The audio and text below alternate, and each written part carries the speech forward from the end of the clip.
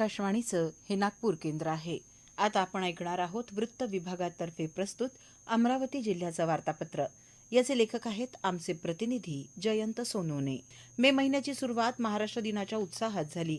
राज्य स्थापनेच्या 67व्या वर्धापन दिनानिमित्त अमरावती विभागीय आयुक्त कार्यालयासह जिल्हाभरातील शासकीय कार्यालयांमध्ये ध्वजारोहण कार्यक्रम पार पडला. प्रभारी विभागीय आयुक्त तथा अपर आयुक्त अजय लहाने यांच्या हस्ते विभागीय आयुक्त कार्यालयात राष्ट्रध्वज फडकावण्यात आला. यावेळी विविध विभागांचे अधिकारी आणि कर्मचारी उपस्थित होते.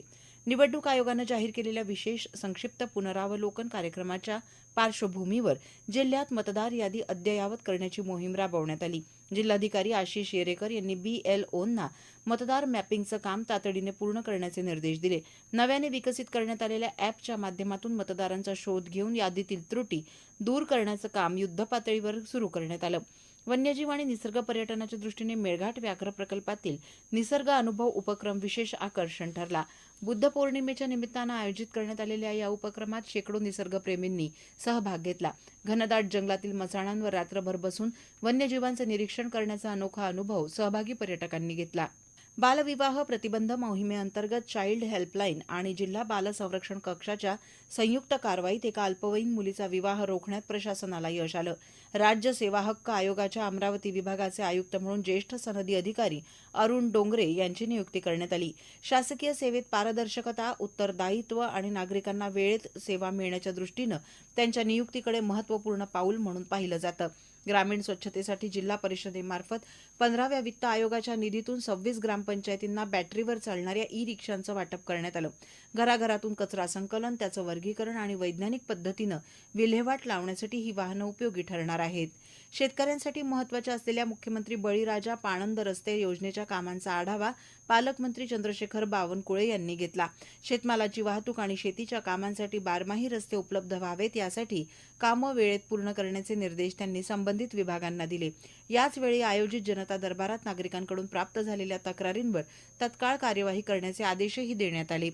प्रधानमंत्री किसान सन्मान निधी योजनेअंतर्गत ई-KYC मोहिमेलाही या महिन्यात गती मिळाली. पात्र शेतकऱ्यांनी 30 जूनपूर्वी ई-KYC पूर्ण करावी, अन्यथा पुढील हप्त्यांपासून वंचित राहण्याची शक्यता असल्याचं प्रशासनानं स्पष्ट केलं. बायोमेट्रिक आणि फेस ऑथेंटिकेशन या दोन माध्यमातून प्रमाणीकरणाची सुविधा उपलब्ध करून देण्यात आली आहे. दरम्यान मे महिन्यातील सर्वाधिक चर्चेचा विषय म्हणजे उष्णतेची तीव्र लाट.